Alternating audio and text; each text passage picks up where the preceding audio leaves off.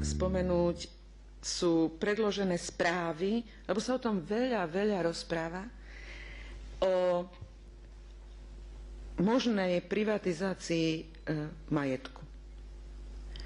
Chcem zopakovať a nahlas zdôrazniť už neviem koľkýkrát. Vláda Slovenskej republiky nebude nikdy privatizovať strategické podniky. Nikdy.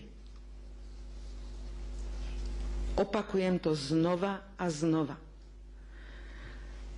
Zároveň chcem podčiarknuť, že bude uvažovať o tomto nástroji len v situáciách, ako sú zadefinované presne v programovom vyhlásení vlády. Tá otázka vstupu investora sa dotýka podnikov, firiem, ktoré sú dlhodobo v obrovských dlhoch. To ani nie je privatizácia. Pretože ako predáte dlhy však, to je riešenie strategické situácie v takých podnikoch, ako sú Cargo či iné železničné spoločnosti.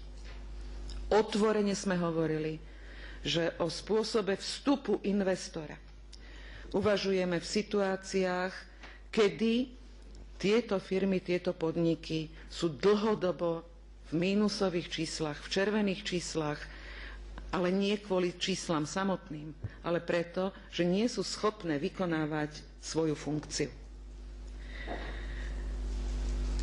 Chcem sa ohradiť za celú vládu Slovenskej republiky proti nehoráznym útokom na túto vládu a dávania prívlastkov, ktoré jednoducho nepatria.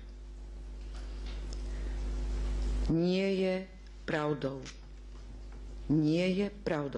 že táto vláda bude privatizovať strategické podniky. Nie je pravdou, že bude privatizovať podniky, ktoré vytvárajú zisk a sú teplárenské úspešné. spoločnosti Nebude. budeme riešiť individuálne z hľadiska ich postavenia situácie a že predloží Fond národného majetku alternatívne riešenia vhodné pre tú, ktorú teplárenskú spoločnosť, vrátane možných projektov privatizácie týchto spoločností, vrátane ale alternatív s účasťou samospráv a vyšších územných celkoch v týchto spoločnostiach.